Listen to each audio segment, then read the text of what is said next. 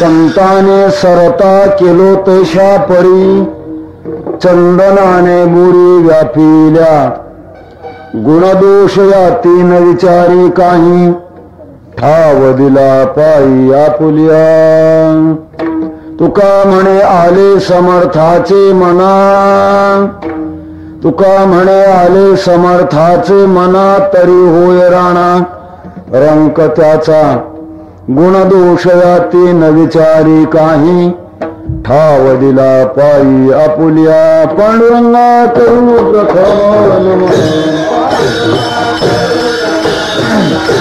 पांडुरंगा करू प्रथम नमन दुसरे करणा संतांच्या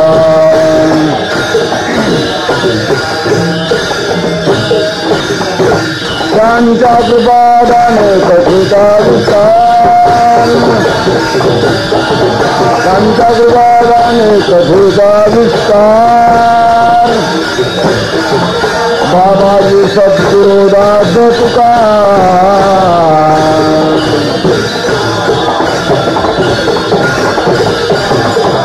जयांचे केल्या स्मरण होय सकळ विद्यांचे अधिकरण तेच वंदू श्री चरण श्री गुरूंचे ते नमस्कारून आता काय माझी वाणी मानेल संतासी अरण्यो चित्तासी आपुल्या माझी वाणी तुझे वर्णे गुणनाम ऐसे दी प्रेम काही कळा विठ्ठल विठ्ठल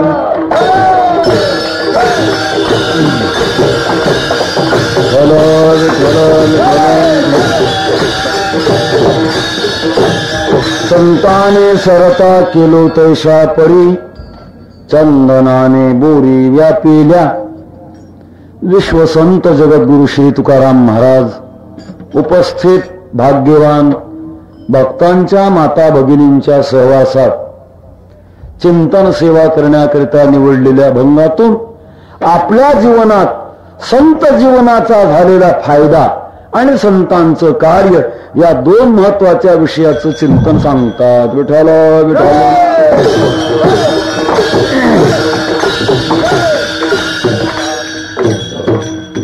संताने सरता केलो तैशा परी चंदनाने बोरी व्यापिल्या प्रासंगिकता आहे मराठीमध्ये म्हण आहे वराती मागून घोडण जेवणा मागून पीड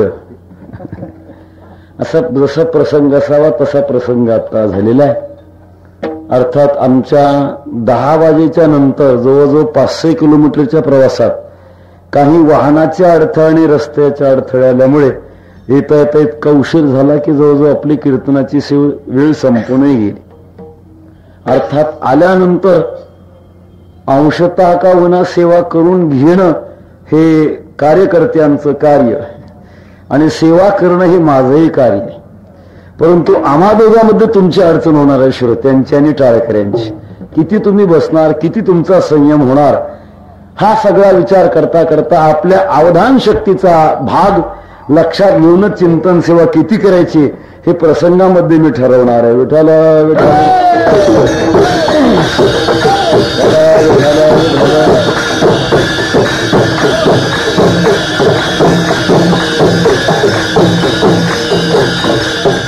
माणसाच्या जीवनामध्ये अनेकांचा जो संबंध येतो त्यामध्ये संतांचा संबंध काही वेळा प्रत्यक्ष किंवा अप्रत्यक्षरित्या येतो संत जीवनाचा मानवी जीवनावर घडवणारा जो परिणाम आहे तो परिणाम कोणत्या स्वरूपाचा असतो याचा महत्वाचा विचार जगद्गुरु तुकाराम महाराजांनी अभंगामध्ये मांडलेला आहे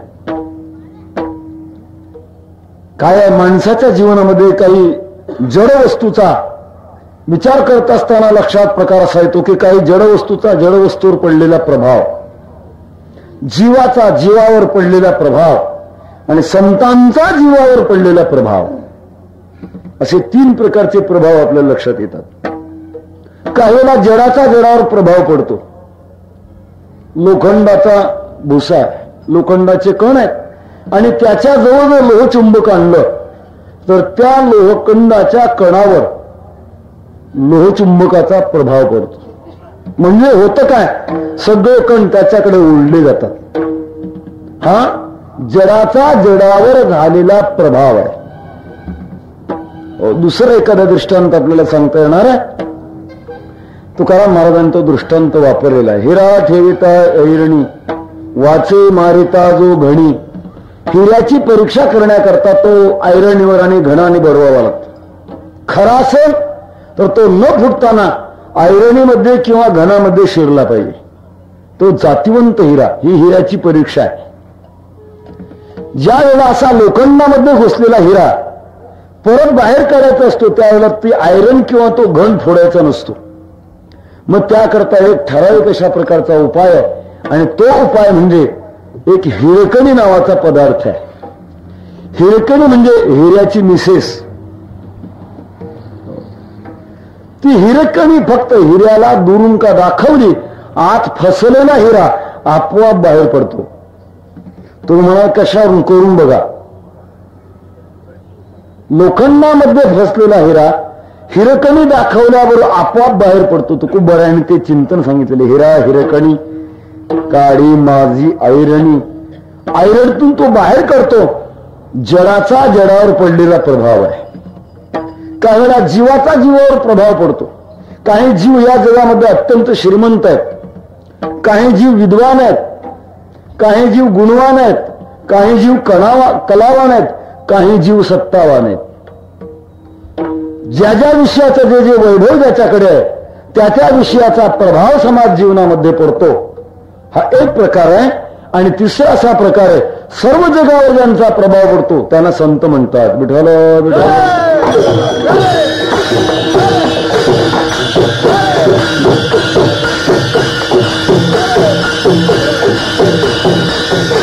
कळत नकळत प्रत्येकाच्या जीवनात सात्विक जीवनामध्ये संतांचा प्रभाव आहे. तो कोणत्या स्वरूपाचा त्याचं काय चिंतन हे आपल्याला अभंगामध्ये पुढे करायचं आहे. माणसाच्या जीवनाचा आणि आनंदाचा अतूट संबंध आहे. जीवन ज्याच्याकरिता असतं त्याला आनंद म्हणतात. जीवनामध्ये अनेक प्रकारच्या वस्तू मनुष्य स्वाधीन करून घेण्याचा प्रयत्न करतो, परंतु सर्व वस्तू स्वाधीन करून घेण्याच्या मागे मात्र एकच हेतू आहे, आनंद प्राप्त व्हावा. काही माणसं आपल्या जीवनात आनंद घेण्याचा प्रयत्न करतात, काही माणसं आनंदामध्ये जीवन घालवतात आणि एक असा वर्ग की जगाचं जीवन आनंदात घडवणार आहे. असा 3 प्रकारचा वर्ग आहे. एक वर्ग असा आहे की जीवनामध्ये आनंद घेण्याचा प्रयत्न करतो.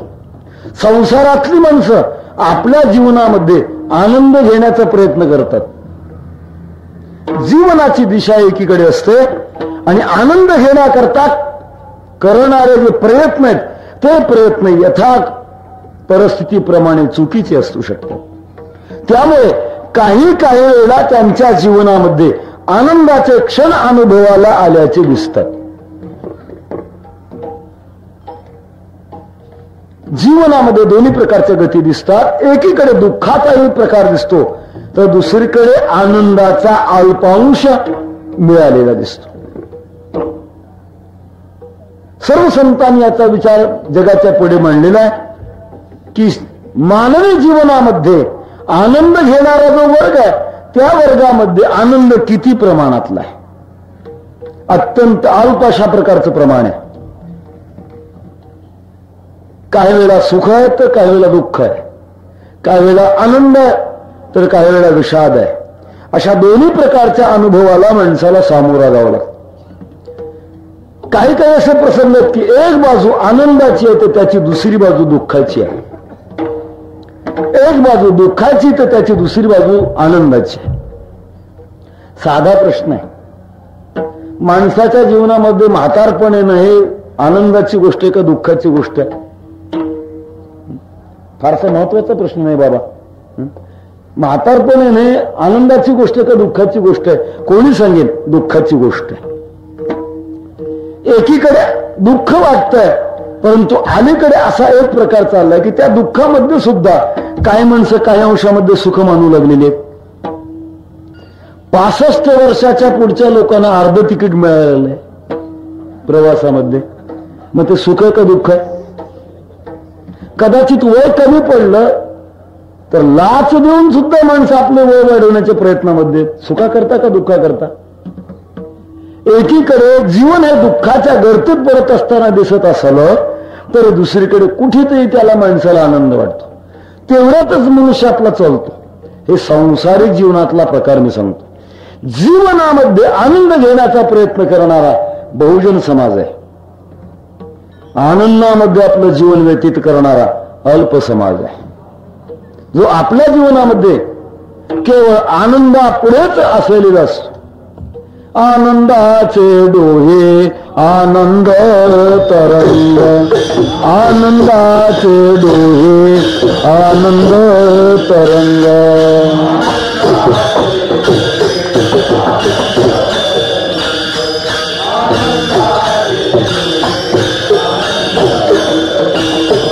आनंदाचे अंग आनंदाचे,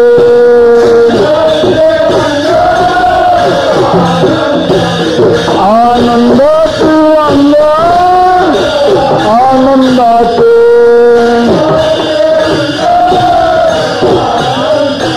आनंदाचे डोहे आनंद तरंग, आनंदाचे डोहे आनंद तरंग.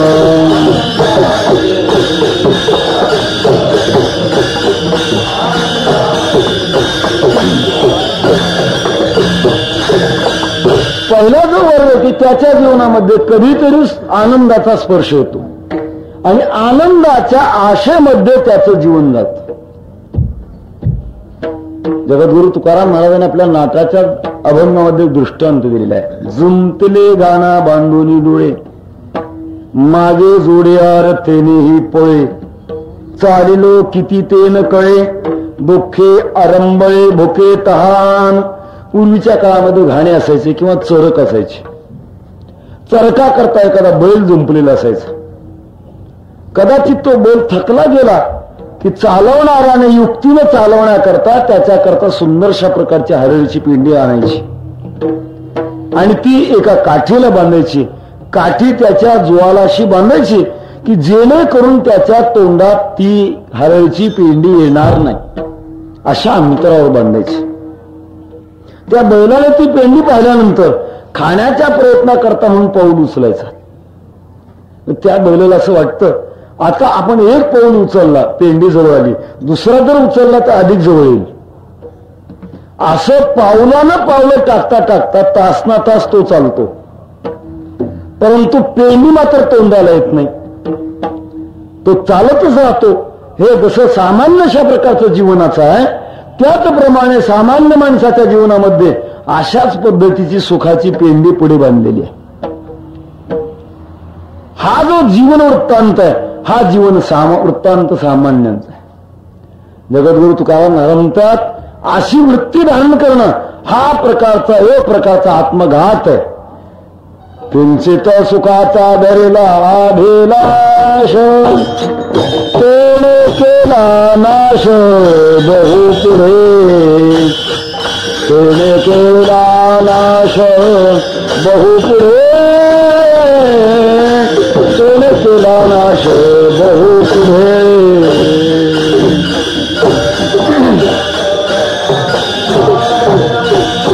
तेने केला नाश बहु पुढे.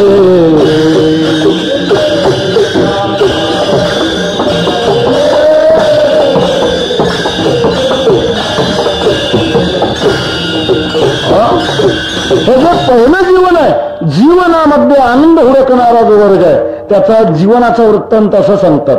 किंचित सुखाचा धरिला अभिलाष, अल्पशा सुखाच्या अभिलाषामुळे जीवनाची जी स्थिती आहे सामान्य सुखाकरता घातली. दुसरा असा वर्ग आहे की त्याचं जीवन आनंदात जीवन जात. आणि तिसरा असा वर्ग आहे स्वतःच जीवन आनंदात जातं असं नव्हे, जगाचं जीवन आनंदामध्ये घालण्याकरता तो प्रयत्न करतो. अवघाचे संसार सुखाचा करीन, आनंदी भरीन तिन्ही लोक. आपलं जीवन ज्याप्रमाणे आनंदमय झालंय त्याप्रमाणे जगाचं जीवन आनंदमय करण्याकरता प्रयत्न करतो. म्हणजे काय करतो तो ऊर्ध्व लोकातून मृत्यू लोकावर जन्माला येतो. आम्ही वैकुंठवासी आलोची कारणासी बोलिलो ऋषी आचरावे वरता.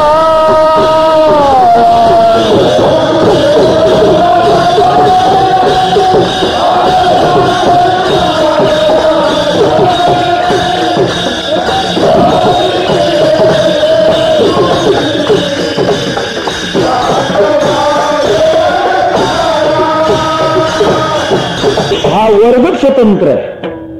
तो वर्ग असं म्हणतो की आम्ही मृत्यू लोकावर आलो. तुमची आमची छाती नाही अशी म्हणायची की आपण जन्माला आलो म्हणून. नाही, आपल्याला यावं लागलंय. येण्यामध्ये आपलं स्वातंत्र्य नाही, राहण्यात स्वातंत्र्य नाही आणि जाण्यात स्वातंत्र्य नाही.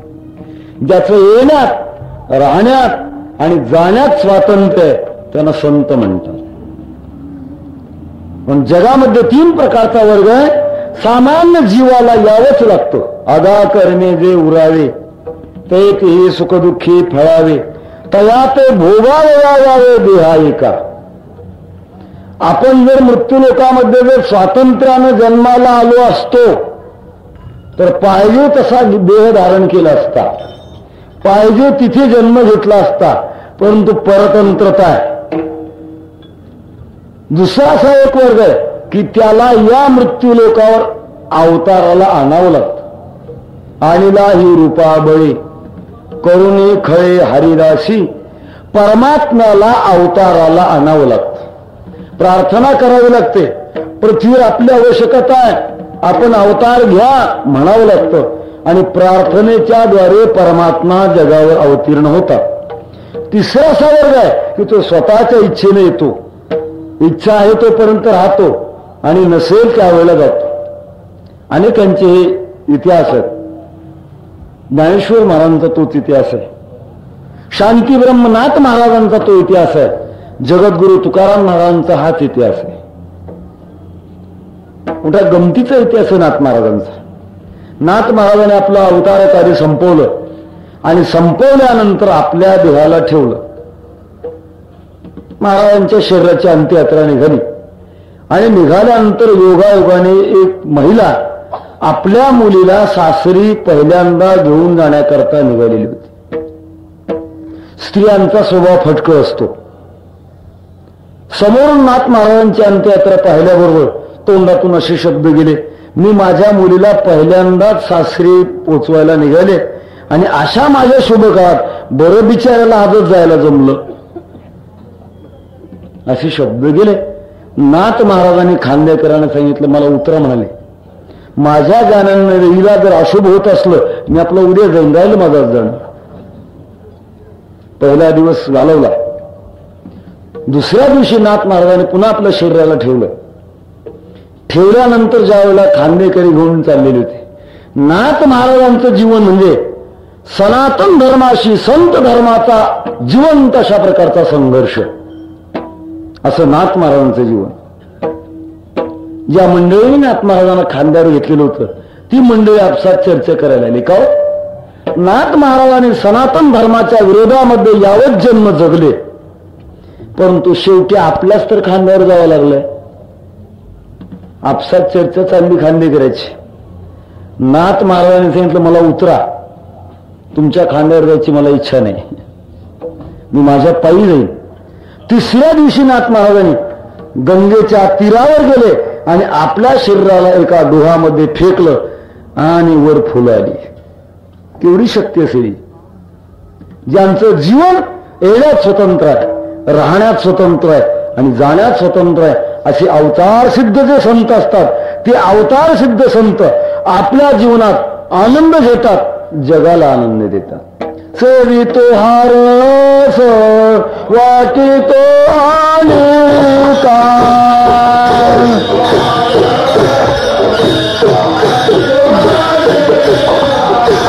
चवितो हारस वाटितो आलिका,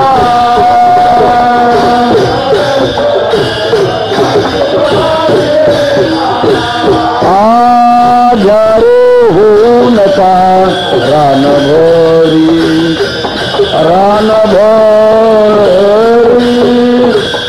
यारे नका रान भरी,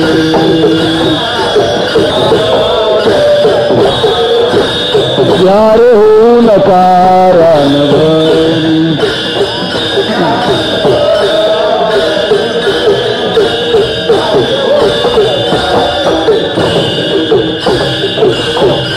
दिशाहीन झालेल्या समाजाला योग्य मार्गस्थ करण्याकरता प्रयत्न करतात आणि आव्हान देतात, या आम्ही तुम्हाला तुमच्या जीवनाचा खरा अशा प्रकारचा कल्याणाचा भाग सांगतो.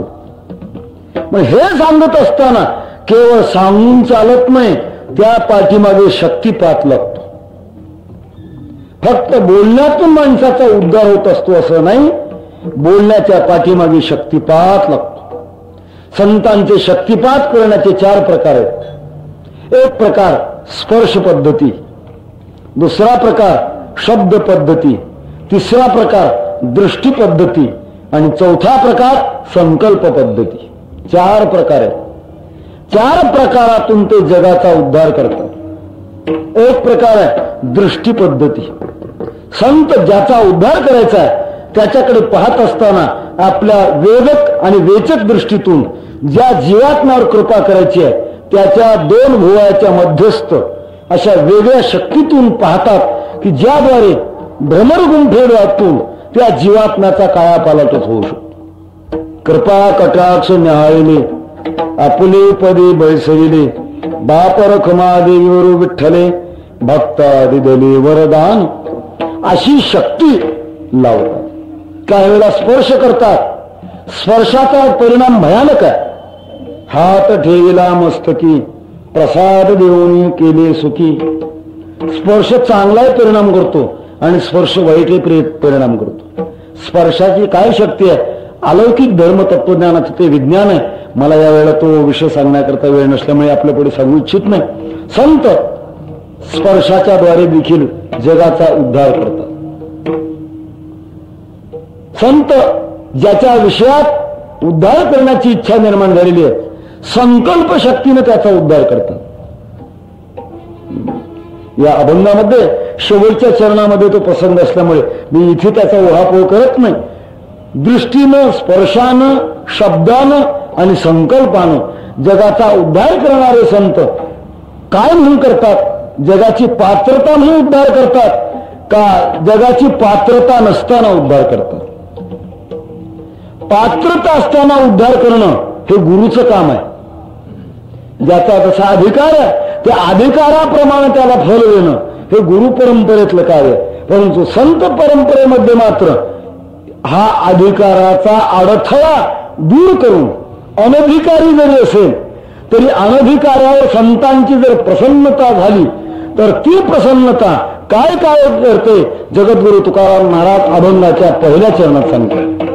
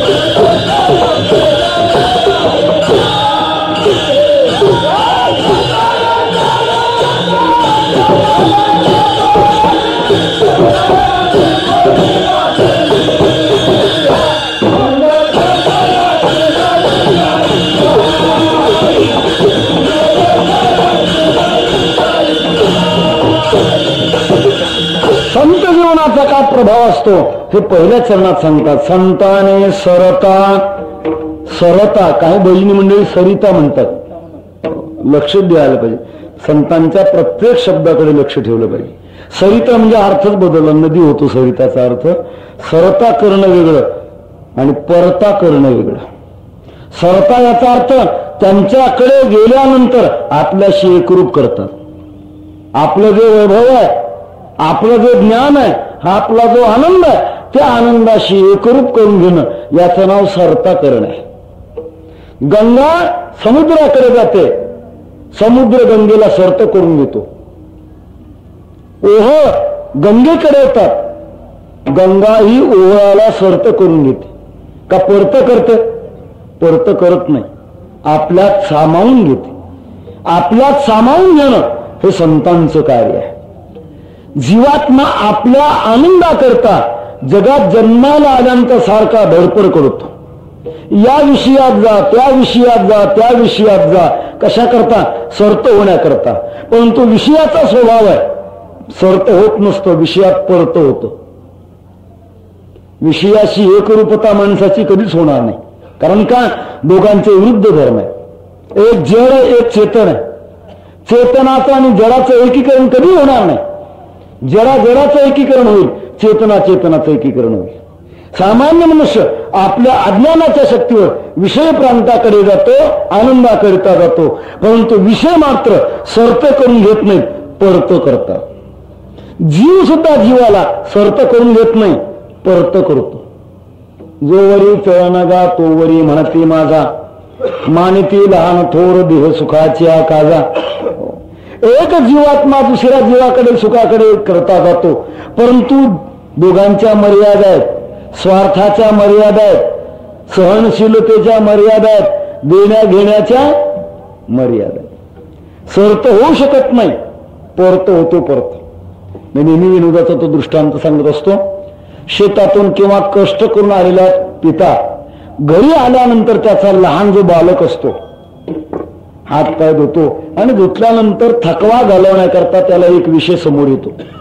तो लहान बाळाकडे जातो, पाळण्यातलं ते 5-6 महिन्याचं मूल उचलून घेतो आणि घेतल्यानंतर त्याला पाहिल्यानंतर त्याच्या मनातले जे काही श्रम असतात ते दूर होतात. भाग गेला, क्षण गेला, अवघा झाला आनंद, मनातली वृत्ती शांत होते. आणि झाल्यानंतर त्या मुलाला पाहिल्यानंतर याच्या मनात त्याच्याविषयी प्रेम निर्माण होतं. आणि ते प्रेम इतकं वाढतं, प्रेम वाढता वाढता त्या लहान मुलाच्या गालाचे तो मुके घेत असतो. पंचदशीकार म्हणतात, श्मश्रुकंटक वेदेन बालो हृदती तत्पिता चुम्मत्येव नसा प्रीतीर बाला ये स्वात्म केवलम. त्याच्या गालाचे मुके घेत असताना प्रकार असा घडत असतो, तो मुलगा रडायला लागतो. परंतु त्याचा बाप मात्र त्याचे ते मुके घेतच राहतो. तो का रडतो आणि हा का मुके घेतो त्याचं कारण आहे, याला त्याच्या सानिध्यामध्ये आनंद वाढतो. परंतु लहान मुलाला मात्र त्याच्या वेदना होतात. वेदना होण्याचं कारण असं असतं, त्या लहान मुलाच्या गालावरची त्वचा म्हणजे कोळी कोळी मुलायम अशा प्रकारची त्वचा असते. आणि त्याच्या बापाच्या गालावरचे केस म्हणजे कोळे कोळे खिळे असतात. याच्या प्रेमाला भरती येते आणि भरती आल्यामुळे ते लहान मूल रडायला लागतं. इतकं ते रडतं, अंतःकरणातून प्रार्थना करतं, देवानारायणा या यमदूताच्या तावडीतून मला कधी सोडवशील असं ते म्हणतं. फार रडायला आई धावत येते, हिसकून घेते, तुम्हाला अक्कल नाही म्हणते. ते रडतं, तुम्ही तसंच त्याला रडवता. सरता झाला का परता झाला? काय झाला? परता झाला. एक सामान्य अशा प्रकारचा मी दृष्टांत आपल्याला सांगितला. आपण आपल्या जीवनाचा संशोधनाचा भाग लक्षात घ्या. आपण जिथे जिथे जाऊ तिथे तिथे ते विषय तुम्हाला परत करतात, सरत करतच नाही. जीवनाची इच्छा करा की आपण सरत व्हावं. फार मोठ्याचा इतिहास आठवला. वेळेची अपूर्तता असल्यामुळे अत्यंत जलद गतीमध्ये मी तो सांगण्याचा प्रयत्न करणार आहे. या देशामध्ये भरतृहरी नावाचा एक राजर्षी होऊन गेला, फार मोठा नीतिमान राजर्षी. आणि तो नीतिमान धर्मशील असा राजा असल्यामुळे त्या काळाला गोरक्षनाथ नाथपंथातले फार सिद्ध अशा प्रकारचे महापुरुष सहज त्या राज्यामध्ये आले होते. आणि आल्यानंतर प्रसन्नतेपोटी त्याने विचारात घेतलं की हा राजा फार धर्मशील आहे. असा राजा अधिक काळ जगणं हे प्रजेच्या दृष्टिकोनातून सोयीचं आहे. एवढ्या करता राजदरबारात गेले. आपल्याजवळ एक फळ होतं, सुंदरशा प्रकारचं फळ. त्याच्यावर प्रसाद टाकला आणि ते फळ राजाजवळ दिलं. सांगितलं, राजा हे फळ खाशील अमर बनशील. राजाने फळ श्रद्धेनं घेतलं, परंतु तोपर्यंत त्याच्या जीवनामध्ये खऱ्या अर्थानं जीवनाचे धक्के बसलेले नव्हते. तो धार्मिक होता, नीतिमान जरी होता, परंतु खऱ्या अर्थानं व्यवहाराचे जे मुख्य धक्के म्हणतात ते बसलेले नव्हते. त्याच्या जीवनामध्ये असा विचार निर्माण झाला, हे फळ आपण खायचं आणि आपण अमर बनायचं. आपलं प्रेम ज्या राणीवर आहे ती राणी अगोदर मरायची आणि आपण मागे राहायचं, असं नको आहे. त्यापेक्षा राणी मागे राहावी आणि आपण अगोदर गेलो तरी चालेल. काय विचित्र अशा प्रकारची विचाराची धारा असते. त्याने ते फळ आपल्या राणीला खायला दिलं. हे अमर फळ आहे, खा. दुर्दैव त्या राणीचं प्रेम परपुरुषावर होतं. तिने त्याच पद्धतीने विचार मांडला की आपण हे फळ खायचं, अमर व्हायचं आणि आपलं ज्यावर प्रेम आहे तो पुरुष अगोदर मरायचा. त्याच्यापेक्षा तो मागे राहायला पाहिजे, आपण अगोदर गेलो तरी चालेल. ते फळ त्या पुरुषाला दिलं. त्याची श्रद्धा होती. त्याने विचार केला, दुर्दैव असं की त्या पुरुषाचं प्रेम एका वेश्येवर होतं. त्याने तीच अशा प्रकारची घटना कामामध्ये आणली आणि ते फळ वेश्येच्या स्वाधीन केलं की हे फळ खा, अमर बनशील. वेश्या एकदम तिच्या अंतःकरणामध्ये विचार निर्माण झाला, हे अमर फळ आपण खायचं आणि अधिक काळ जगायचं, जीवनात जास्त काळ लाभ. दुर्दैवाने आपण या व्यवसायात पडलो, अधिक पापच पिकणार आहे. याच्यापेक्षा हे फळ आपल्या देशाचा राजा सात्विक आहे, धर्मशील आहे, त्याने जर खाल्लं तर हे फळ खाल्ल्यानंतर खरंच होणार आहे. अशा विचाराने ते फळ घेतलं, राजापुढे नेऊन ठेवलं. नम्रतेने सांगितलं, राजेसाहेब हे अमर फळ एका साधूने दिलेले, तुम्ही खाल्लं तर अमर बनाल. समोर फळ आल्याबरोबर राजाला आश्चर्याचा धक्का बसला. हे फळ इकडे गेलं कसं? अलीकडचा काळ असता तर चौकशी आयोग नेमला असता. ते पूर्वीच्या काळामध्ये ते चौकशी आयोग वगैरे नव्हते. राजाने विचारलं, खरं सांग ते फळ कसं आलं तुझ्याकडे?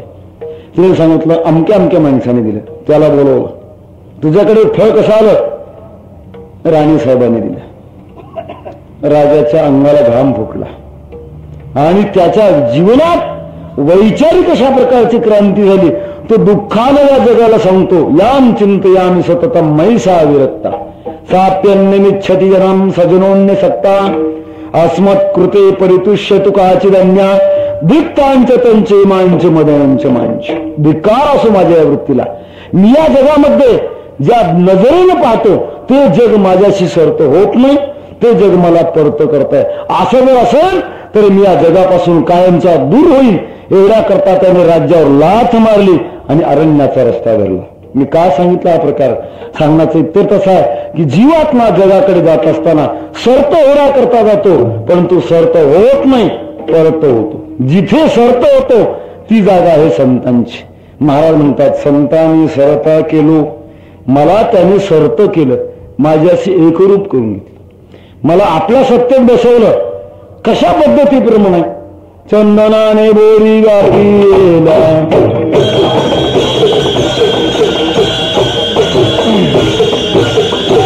संताने सरता केलो तसा, संताने सरता केलो तसा, चंदनाने बोरी गाठीला.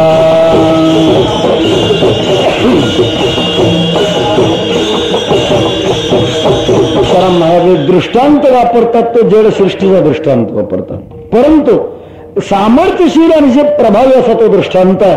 शुद्ध मलयागिरी चंदन ज्याला म्हणतात, त्या चंदनाच्या झाडाचा प्रकार असला, स्वभाव असा की त्याच्या सहवासात जेवढे जेवढे वृक्ष येतील ते ते सुगंधी बनतात. सर्वांगी सुवास परितो उवलान राही. तो चंदन आपल्या जवळच्या सर्व काष्टांना चंदन रूप करतो. किती मोठा गुणधर्म आहे त्याचा. चंदनाची जी किंमत तीच इतर झाडाची सुद्धा किंमत.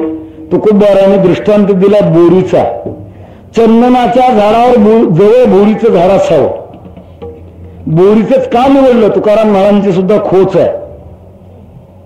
बोरीच्या झाडाचा प्रकार ज्ञानोबाराने सुद्धा चिंतनामध्ये आणलेला आहे. त्याचं फळ मुळात तर आंबट असतं. बोरी गेलिया जवळी झगटलिया अंग फाळी. बोरीचा प्रकार असा असतो, बाकीची झाडं जवळ गेली तर फारसा आपला उपद्रव करत नाहीत, परंतु बोरीचं झाड असं असतं की त्याच्या जवळ का गेलं की ते गप्प आपल्याला परत येऊच देत नाही. आपल्या कपड्याचा पंचनामा केल्याशिवाय राहत नाही. त्याचे दोन काटे असतात. एक काटा जवळ घेणार असतो आणि दुसरा काटा आपला प्रताप दाखवणार असतो. हा बोरीचा जसा प्रकार असतो तसा समाजामध्ये सुद्धा एक प्रकार असा आहे, आपल्याकडे उडणारा आणि दुसरा आपला दंश करणारा. त्याला पाखांडी म्हणतात. पाखांडी. काय केले जयचरी ढिरळत्याच्या घाटावरी. अशा प्रकारचा जरी वर्ग असला तरी त्या बोरीच्या जीवनात चंदनाची संगती एवढी परिणामकारक आहे. ती बोरी बोरी राहत नाही, तिच्यात एवढा बदल होतो की ती चंदनमय बनते.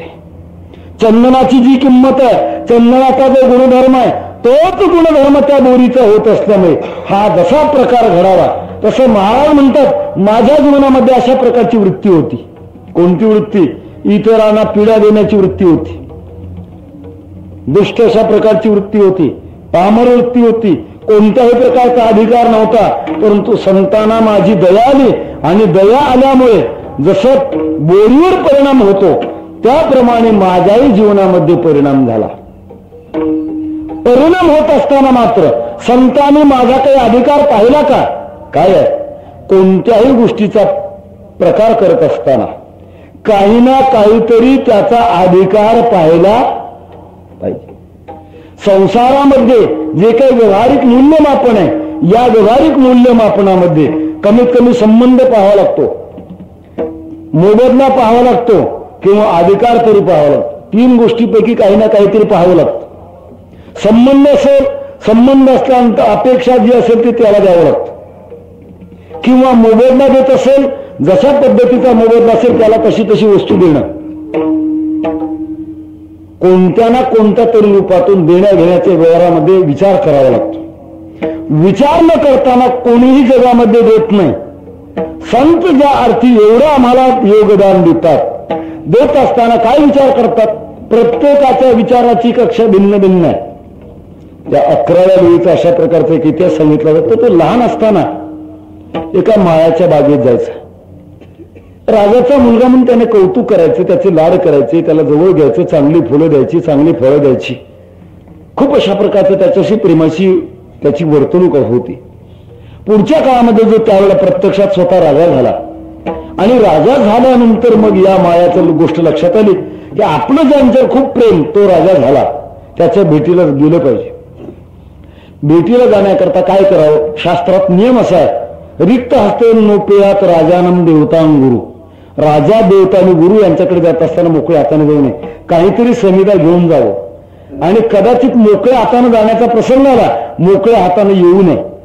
काहीतरी प्रसाद घेऊन यावा. काय न्यावा असा विचार पडला आणि विचारामध्ये असताना उन्हाळ्याचे दिवस, बागेमध्ये कोणते फळ नव्हतं. योगायोगाने एक वाळलेला भोपळा कुंपणावर लोंबत होता. त्याच्या डोक्यात आलं हे तरी फळच आहे, का होत नाही, हे घेऊन जाऊ. तो वाळलेला भोपळा तोडला, राजदरबारामध्ये गेला, नमस्कार केला आणि सांगितलं, राजेसाहेब तुमच्या सप्रेम भेटी करता मी तुम्हाला माझ्या बागेतला हा जो भोपळा आहे, हा भोपळा भेट म्हणून अर्पण करत आहे. तो भोपळा दिल्यानंतर राजाने पाहिलं, आपल्यावर ज्याने जीवापाड प्रेम केलं तो माळी, आणि त्याने आपल्याला भोपळा दिला. प्रधानजीला सांगितलं, प्रधानजी भोपळा कोषागारामध्ये ठेवून द्या आणि मोबदल्यामध्ये 10,000 रुपये देऊन टाका.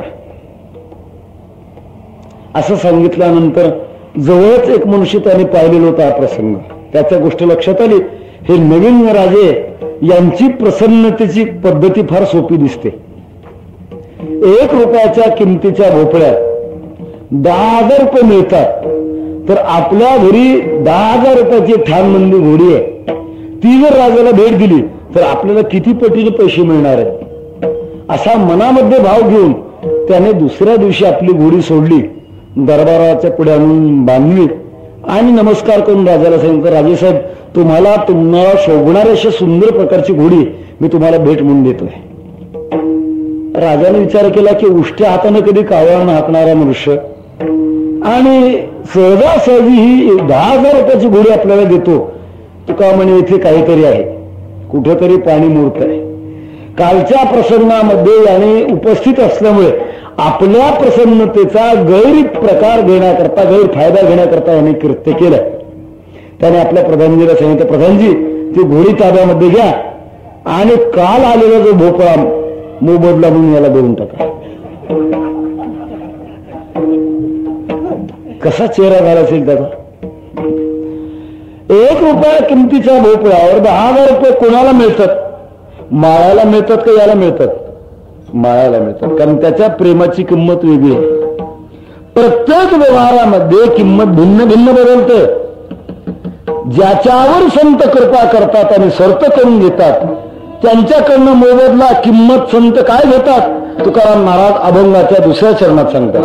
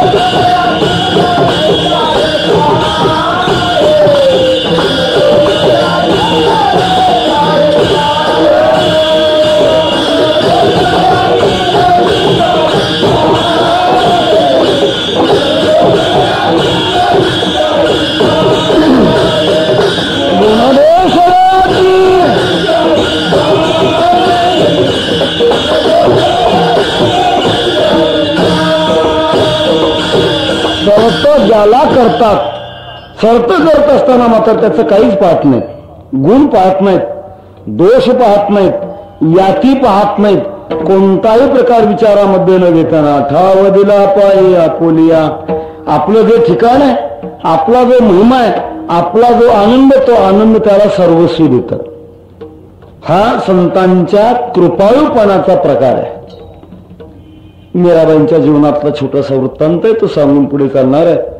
मीराबाईंच्या जीवनामध्ये, संत मीराबाईंच्या जीवनात अत्यंत बालपणापासूनच भगवान कृष्ण परमात्म्याचा रंग लागलेला होता आणि तो भक्तीचा रंग लागल्यामुळे परमात्म्याच्या नामचिंतनात सतत भक्तीमध्ये रंगलेल्या मीराबाई त्या भगवान कृष्ण परमात्म्याशिवाय दुसऱ्या कोणालाही आपलं मानायला तयार नव्हतं.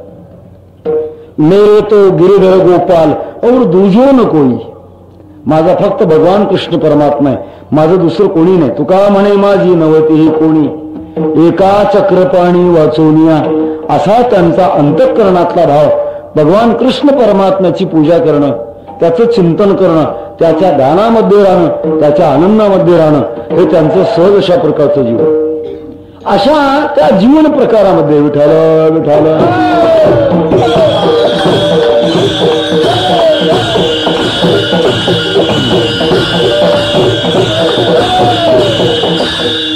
कदाचित ही वेळेची सूचना असावी. या सूचनेच्या दृष्टिकोनातून लवकर ओळखण्याचा प्रयत्न करतो. मीराबाईंच्या त्या जीवनाच्या प्रसंगामध्ये असा प्रकार झाला की मीराबाईंच्याकडे पाहिल्यानंतर एका भंग्याच्या मुलाला अंतःकरणामध्ये वैर अशा प्रकारची वासना निर्माण झाली की ब्रह्मतेज पाहिल्यानंतर अशा एका अर्थानं वेगळ्या अशा प्रकारचा परिणाम व्हायला पाहिजे होता, परंतु त्याच्या जीवनामध्ये अशी इच्छा निर्माण झाली की आपल्याला पत्नी मीराबाई मिळावी. कोणाला काय वासना होईल हे सांगता येत नाही. तो घरी गेला आणि आपल्या आईला सांगितलं, आई मला माझ्या जन्मामध्ये मीराबाई पत्नी मिळाली तरच मी जगणार आहे, नाही तर जगणारच नाही. त्याच्या आईला तो एकुलता एक. आईच्या अंगाला घामच फुटला. अरे घराच्या आत बोलला असेल बरं झालं, बाहेर बोललास तर फाशीला घालशील. मीराबाई राजकन्या आहे आणि राजकन्या असताना तू तिची अभिलाषा करतोस, फार चुकीची गोष्ट आहे. त्याने सांगितलं, आई काही असो, माझ्या मनाने निर्णय घेतला तो घेतला. आता याच्यानंतर एक तर मरण तरी किंवा मीराबाईशी तरी लग्न लावे, याच्यापेक्षा तिसरा विचार नाही माझ्याकडे. म्हातारीला पंचायत वाटली. त्याने आपलं खाट वाकड घेऊन पडला आणि मीराबाईने विचार केला की आता कुठेतरी आपण प्रयत्नामध्ये राहिलं पाहिजे. त्या म्हातारीनं मीराबाईंच्या सेवेमध्ये वाढ केली. शौचकोपाची जबाबदारी या म्हातारीकडे होती. मीराबाईंच्या महालापासून तो शौचकोपापर्यंत अशा पायघड्या टाकल्या, मध्ये मध्ये उदबत्त्या लावायच्या, अत्तराचा सडा टाकायचा, फुलं टाकायची. आपली सेवा वाढवली. 2-3 दिवसानंतर मीराबाईच्या लक्षात गोष्ट आली की या सेवेमध्ये काहीतरी वाढ झालेली दिसते. कशा करता वाढ झाली? त्या सेविकेला बोलवलं की ही सेवेमध्ये वाढ केली. काय म्हणून केली? काय हेतू आहे का तुझा? त्या म्हातारीने हात जोडून सांगितलं, माझा हेतू म्हणूनच सेवा वाढवली. काय हवं तुला सांग. त्या म्हातारीने सांगितलं, अगोदर मला वचन द्या, मग मी सांगेन. तसं सांगणार नाही. मीराबाईने वचन दिलं आणि वचन दिल्यानंतर पुन्हा सांगितलं की माझ्या मुलाची अशी इच्छा आहे, तुमच्या बरोबर लग्न करावं म्हणून. मीराबाईने सांगितलं, एवढीच इच्छा का, याच्यापेक्षा काही दुसरी इच्छा आहे? आणि एवढीच इच्छा आहे, ठीक आहे म्हणे, बोलावतं. म्हातारीला आनंद झाला आणि आनंदाच्या भरात जाऊन तिनं आपल्या मुलाला उठवलं. बाळ उठ, तुझं काम झालंय, चाल. मुलाला आणल्यानंतर मुलगा आनंदामध्ये आल्यानंतर मीरा जागेवर मांडी घालून बसायचं आणि सतत रात्रंदिवस 7 दिवस भगवान कृष्ण परमात्म्याच्या पायापासून तो डोक्यापर्यंत आणि डोक्यापासून तो पायापर्यंत इकडे तिकडे मन न जाऊ देता पाहिजे. 7 दिवस संपल्यानंतर पुन्हा मी तुझ्याबरोबर लग्न करणार. आणि जर मन इकडे तिकडे गेलं, लक्षात ठेव, मला कळतंय. साधकाच्या जीवनामध्ये सुद्धा अशी सिद्धी असते. माणसाचं मन कुठे गेलं त्याला सहजासहजी ओळखू येते. समोरच्या माणसाचे काय विचार आहेत त्या विचाराची गती त्याला सहज ओळखू येते. जे सिद्ध अवस्थेचे महात्मे त्यांना तर सहजच अशा प्रकारचं दुसऱ्याचा मनातले विचार कळू शकतात. मीराबाईने सांगितलं, मला तुझ्या मनातले विचार कळू शकतात. इकडे तिकडे मन जर चंचल झालं, तरवार आहे, तरवारीशी भेटे, तुकडा करेल. त्याने पत्करलं. सुंदर अशा प्रकारचा भगवान कृष्ण परमात्म्याचा फोटो आणून दिला आणि दिल्यानंतर त्याने मांडी घालून फोटोकडे पाहायला सुरुवात केली. तळपायापासून तो मस्तकापर्यंत आणि मस्तकापासून पुन्हा तळपायापर्यंत आपली वृत्ती सारखी त्या भगवान कृष्ण परमात्म्याच्या रूपावर रंगवली. एक दिवस उजळला, दुसरा दिवस उजळला, तिसरा दिवस उजळला. प्रकार असा की 3 दिवसानंतर त्याच्या जीवनामध्ये समाधी अवस्था लाभली आणि समाधी अवस्थेमध्ये गेल्यानंतर जगाचं भान तो विसरला. 4 दिवस समाधी अवस्थेमध्ये राहिला. मीराबाईंच्या गोष्ट लक्षामध्ये आली की ज्याला आपण फोटो पाहण्याकरता बसवलंय त्याच्याकडे जायला पाहिजे. 7 दिवस संपलेले, जाऊन पाहिलं समाधीस्थ अवस्था झालेली. असो कोठी आठवची नाही, देहीच विदेही भोगू दशा, अशी अवस्था प्राप्त झालेली पाहिल्यानंतर मीराबाईने विचार केला की याला आता समाधीतून जागं केलं पाहिजे. झोपेतून जागं करणं वेगळं आणि समाधीतून जागं करणं वेगळं. काही माणसं झोपेतून लवकर जागी होतात. आता काही कुंभकर्णाचे वंशज असतात ते लवकर उठत येत नाही, तो प्रकार वेगळा. परंतु समाधीतून बाहेर आणणं फार अवघड असतं. समाधीस्थ असणाऱ्या महापुरुषाला आपण जसे असं हलवलं नव्हे, एका जागेवरून दुसऱ्या जागेवर जर नेलं तर त्याला भानच येत नसतं. त्याला समाधीतून बाहेर आणण्याकरता भ्रूमध्यातून प्रवेश तरी करावा लागतो किंवा गळ्याला एक पुरीतच नाडी आहे त्या पुरीतच नाडीचा छेद करावा लागतो, त्यावेळेला तो वृत्तीवर येत असतो. मीराबाईंनी त्याच्या पुरीतच नाडीचा छेद केला आणि त्याला वृत्तीवर आणलं. तो जगात आल्यानंतर पाहू लागला, समोर मीराबाई आहे, भगवान कृष्ण परमात्म्याचा फोटो आहे. मीराबाईने विचारलं, 7 दिवस होऊन गेले, मंडप तयार आहे, बडजीबुवा तयार आहे, वराडी मंडळी तयार आहे, तुझी मागची इच्छा होती ना लग्न लावायची माझ्याबरोबर, लावायचं का लग्न? असा प्रश्न केल्यानंतर त्याच्या डोक्यात लख प्रकाश पडला. धिक्कार असो माझ्या त्या वृत्तीला. कुठे ती वृत्ती, क्षुद्र वृत्ती, आणि कुठे हा आनंद? लागले साष्टांग दंडवत घातला आणि प्रार्थना केली, आई साहेब तुम्ही माझे सद्गुरू आहात, आतापासून मी तुमचा नित्य सेवक बनेन. अनेक जन्मजन्मांतरी जो आनंद मला भोगायला मिळाला नसता, तो आनंद तुमच्या सहवासामध्ये मिळाला. माझा दृष्टांत संपला. मी कशा करता सांगितलं, गुणदोष याती न विचारी काही, ठाव दिला पायी आपोलिया. परंतु हे केव्हा होतं हे महाराज अभंगाच्या 3ऱ्या चरणात सांगतात. आले समर्थाचे माना,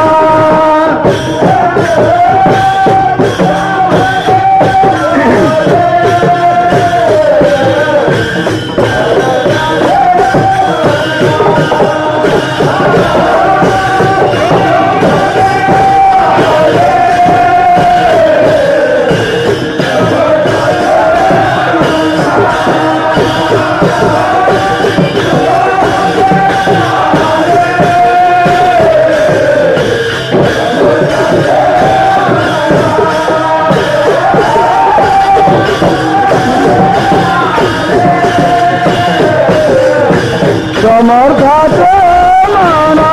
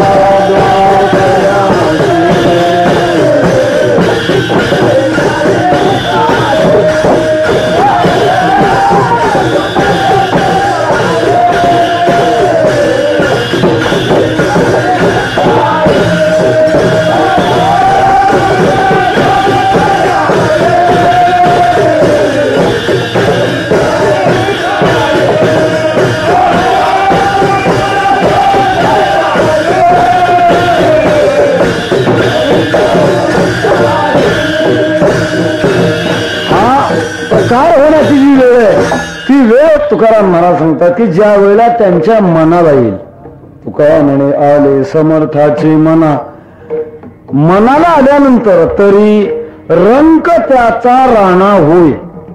शेवटचं जे चरण आहे त्याचा थोडा अन्वय लावा लागतो. अन्वय पद्यामध्ये काही शब्द मागे पुढे ठेवले जातात, परंतु अर्थ करत असताना मात्र त्यांना योग्य अशा प्रकारच्या ठिकाणी विचून ठेवलं, त्याला अन्वय अशा प्रकारचा म्हणतात.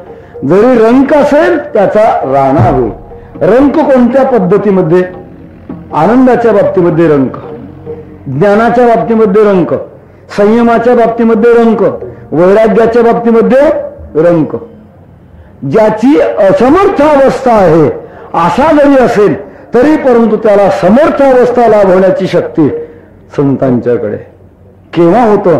त्यांच्या मनाला आलं तेव्हा होतं. मी भूमिकेमध्ये 4 प्रकार सांगितले, त्यापैकी याला संकल्प शक्ती म्हणतात.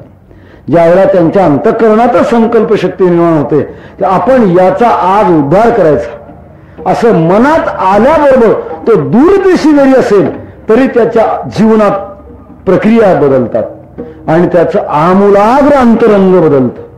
हे केव्हा घडतं? त्यांच्या तो शक्तिपाताचा एक प्रकारचा प्रयोग आहे. प्रसंग थोडक्यामध्ये सांगतो आणि भावार्थ ओळखतो. भगवत पूज्यपाद शंकराचार्य ज्या वेळेला या आपल्या देशामध्ये धर्माचा प्रचार करत असताना, वेदांताचा प्रचार करत असताना त्यांच्या जीवनातला एक प्रसंग आहे. प्रवासामध्ये असताना एका घरी गेली आणि गेल्यानंतर तिथे घर मालकाने मोठ्या प्रेमाने त्यांचा आदरातिथ्य भाग केला. शेवटी आचार्यांना सांगितलं, आचार्य तुम्हाला आम्हाला एक भेट द्यायची आहे. आचार्यांना वाटलं भेट द्यायची म्हणजे काही माझ्या कामाची असेल की काय, कोण जाणे. काय भेट देणार आहे? म्हणजे आम्ही आमचा मुलगा तुम्हाला देणार आहोत. आचार्यांना वाटलं बरं झालं, आपल्याला धर्मप्रचाराकरता मुलाची गरज आहे, माणसाची गरज आहे, समर्पित जीवनाची गरज आहे. आज सुद्धा वारकरी संप्रदायामध्ये असे काही महाभाग आहेत की त्यांनी आपलं जीवन सर्वस्वी संप्रदायाच्या प्रचाराकरता, भगवंताच्या सेवेकरता समर्पित केलंय आणि म्हणूनच वारकरी संप्रदायाचा प्रचार मोठ्या गतीनं होतोय. आचार्यांना असं वाटलं की ठीक आहे, मुलाला समोर आणलं. परंतु आई वडिलाची देण्याची भूमिका वेगळी होती. आचार्यांना मुलगा का देत होते त्याचं कारण होतं, तो मुलगा जन्माला आल्यापासून 6 ते 8 वर्षाचा होईपर्यंत घरात बोललाच नाही. आई वडिलाला असं वाटायला लागलं की जो बोलू शकत नाही तो प्रपंचाच्या काय कामाचा आहे. आणि जी वस्तू प्रपंचाच्या कामाची नाही ती वस्तू कोणाच्या कामाची? कोणाच्या कामाची असते? ती देवाच्या कामाची असते. अलीकडे सत्यनारायण करणारी माणसं दुकानामध्ये गेल्यानंतर त्या व्यापाऱ्याला त्यांना यादी द्यावी लागत नाही. सत्यनारायणाच्या पूजेकरता सामान द्या म्हटलं की ते सगळं तयारच असतं. किडक्या सुपाऱ्या, कुजक्या खारका, जे संसारात कोणालाच चालत नाही ते मात्र देवा करता चालतं. मवाळलेला पैसा, फाटकी नोट, या सगळ्या गोष्टी ज्या चालतात ते कोणाकरता चालतात?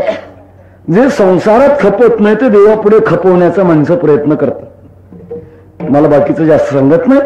तसं काही माणसं म्हणतात आमच्या पोराला आळंदीला लावायचं शिकायला. का? त्याला शाळेत काही येतच नाही. ज्याला शाळेत येत नाही त्याला आळंदीला येत असतोय. म्हणजे ज्ञानेश्वरी ग्रंथ असा समजता काय?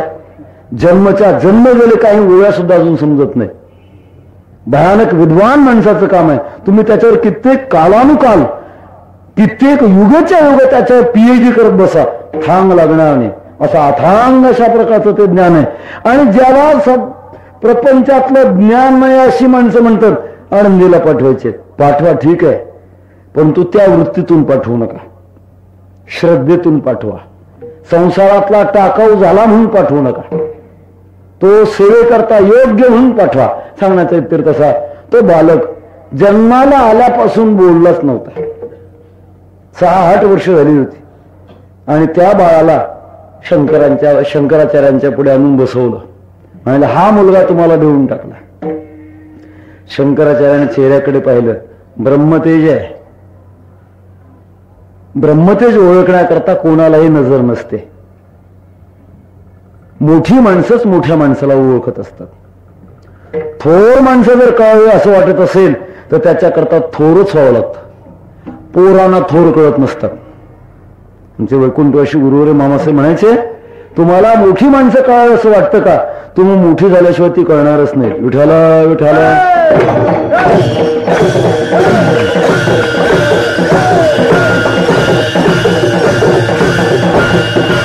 मोठ्या माणसाच्या जवळ आला म्हणजे ती काही समजत असतात काय? आणि असं जर असतं तर छत्रपती शिवाजी महाराजांच्या जवळ राहणारा जो मावळ्यांचा वर्ग, छत्रपती जर समजले असते तर कल्याणच्या सुभेदाराची सून भेट म्हणून छत्रपतींना आणलीच नसती.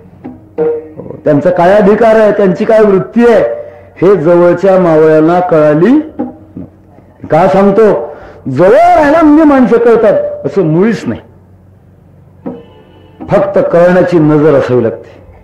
शंकराचार्यांना समजलं हा दिवा वेगळा आहे, हा अनावृत्त दिवा आहे. शंकराचार्यांनी विचारलं, बाळा कस्त्वं शुशो कस्य कुतोसी गंता किन्नाम त्वं तो आगतोसी. हे बाळा, कुठून आलास? काय नाव आहे तुझं? कशा करता आलास? असे प्रश्न केले. प्रश्न केल्यानंतर त्याचं नाव होतं त्रोटक.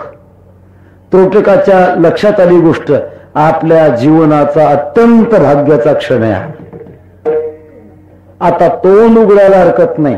त्रोटकाने तोंड उघडलं आणि उघडल्यानंतर सांगितलं, महाराज, नाहम मनुष्यो न च देवयुक्षो न ब्रह्मचारी न गृहीवनस्थो. मी मनुष्य नाही, मी ब्रह्मचारी नाही, मी कुठल्याही प्रकारच्या वर्गातला नाही. भिक्षुर्नचाहम निजबोध रूप, मी निजबोध रूप आहे. असं म्हटल्यानंतर शंकराचार्यांच्या गोष्ट लक्षात आली. का लक्षात आली? हा नित्य स्वरूपाचा आहे. सांगण्याचा इतर तसा की ज्याने आपल्या संकल्प शक्तीद्वारा ज्यांच्यावर आपले प्रयोग केले आणि त्याचा परिणाम त्यांच्या जीवनामध्ये भयानक अशा प्रकारचा प्रयोग झाला, याचं कारण आहे समर्थाचं मन आहे. महाराज म्हणतात, असं समाज परिवर्तन करण्याकरिता, समाज परिवर्तन त्यांच्याकडूनच घडतं की ज्यांच्या इच्छेमध्ये शक्ती असते, तेच समाज परिवर्तन करू शकतात. म्हणून महाराज म्हणतात, तुका म्हणे आले समर्थाचे मना, तरी होय राहणार अंक त्याचा, गुणदोष या ते न विचारी काही, ठाव दिला पायी आपुल्या. आपण जवळजवळ 6:30-7 वाजेपासून बसलेले असाल. आपल्या अवधानाची परीक्षा न पाहताना एक 5 मिनिटांमध्ये पुढचं चिंतन संपवणार आहे. तत्पूर्वी मोठ्या प्रेमाने हाताने टाळ्याने मुखाने परमात्म्याचं नामचिंतन करूया. विठोबा रखुमाई, जय जय विठोबा रखुमाई, जय जय विठोबा रखुमाई, जय जय विठोबा रखुमाई, जय जय विठोबा रखुमाई, जय जय विठोबा रखुमाई, विठोबा रखुमाई, विठोबा रखुमाई, विठोबा रखुमाई, विठोबा रखुमाई,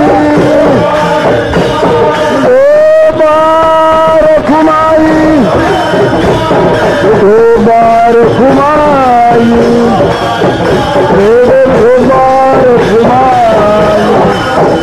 विठोबा रखुमाई,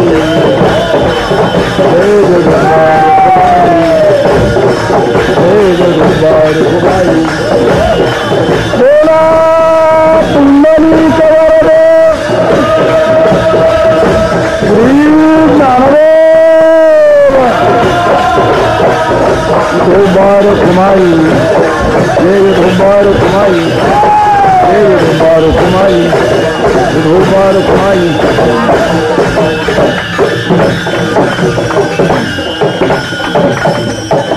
संताने सरता केलो तैशा परी, चंदनाने बोरी व्यापिल्या, गुणदोष याते न विचारे काही, ठाव दिला पायी आपुल्या. संतांच्या मनात आल्यानंतर बदल होतो, असं तुकाराम महाराजांचं म्हणायचंय. मनात आल्यानंतर बदल होईल कसा, आणि मनात येणं ही शक्ती कशी असू शकते? आपल्या मनात आल्यानंतर आपल्या मनासारखं आतापर्यंत संसारात कधीच झालं नाही आणि संसाराच्या कक्षेत कधीच होणार नाही. आणि संतांच्या मनात आल्यानंतर त्यांच्या मनासारखं होतं कसं, हा एक महत्वाचा प्रश्न आहे. आणि दुसरा एक छोटासा असा प्रश्न आहे, संतांच्या मनात येतं केव्हा, की ज्याद्वारा तुमचा आमचा खऱ्या अर्थानं उद्धार अर्थात सरते आपण होणार, हे संतांच्या मनात केव्हा येणार आहे.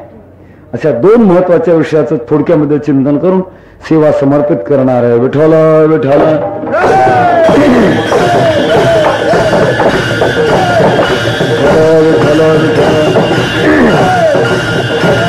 जगामध्ये परिवर्तनाच्या बाबतीमध्ये 3 प्रकारच्या शक्ती आहेत. एक कर्मशक्ती आहे, दुसरी इच्छाशक्ती आहे आणि तिसरी संकल्प शक्ती आहे. 3 गोष्टीने परिवर्तन होत असतं. संसारामध्ये आपला जो बदल होतो तो बदल होत असताना कर्माच्या अंगाने बदल होतो. शरीरामध्ये जो बदल झाला तो बदल होत असताना ठराविक अशा प्रकारच्या कर्माच्या द्वारे तो बदल आतापर्यंत होत आलेला आहे. हा कर्माच्या द्वारे होणारा बदल आहे. दुसरा जो बदल आहे तो संकल्प शक्तीने होणारा बदल आहे. परमात्म्याच्या द्वारे संकल्पाची शक्ती आहे. भगवान परमात्मा ज्या वेळेला जगाची निर्मिती करतो, निर्मिती करत असताना मात्र जग जो निर्माण करतो तो कर्माने निर्माण करत नाही.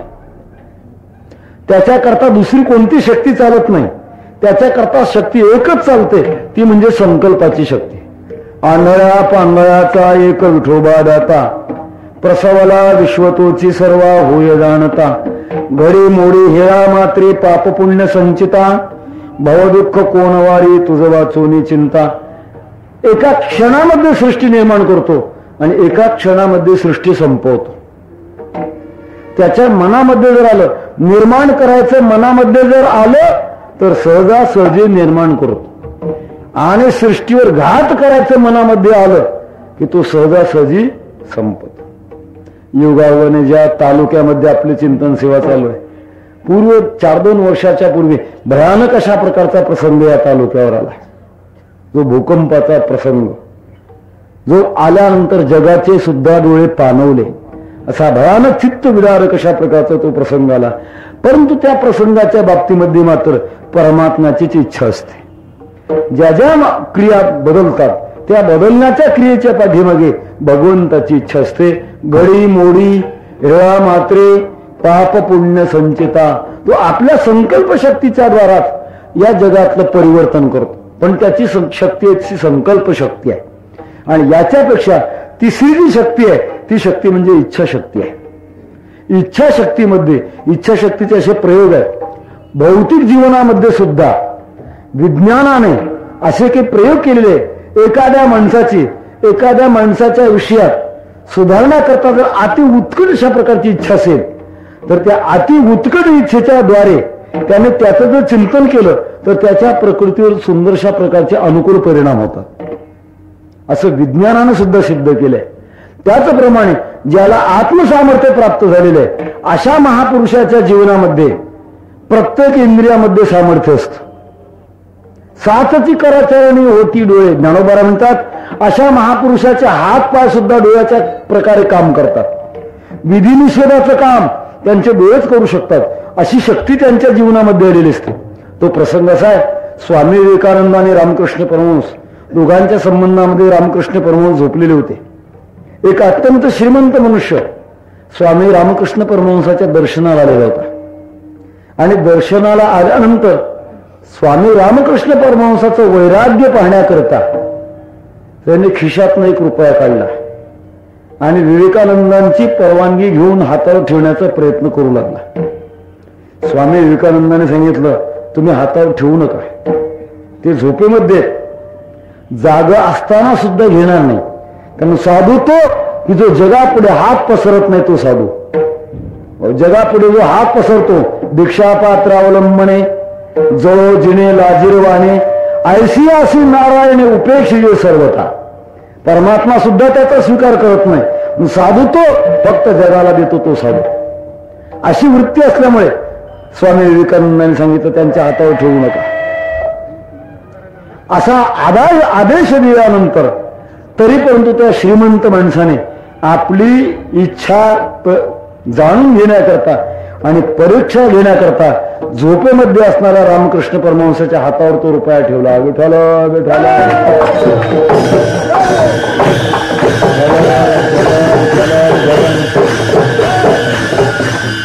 रुपया ठेवल्यानंतर जसा अग्नी पोळावा झोपेमध्ये असणारे रामकृष्ण किंचाळत उठले आणि हात झडकून दिला.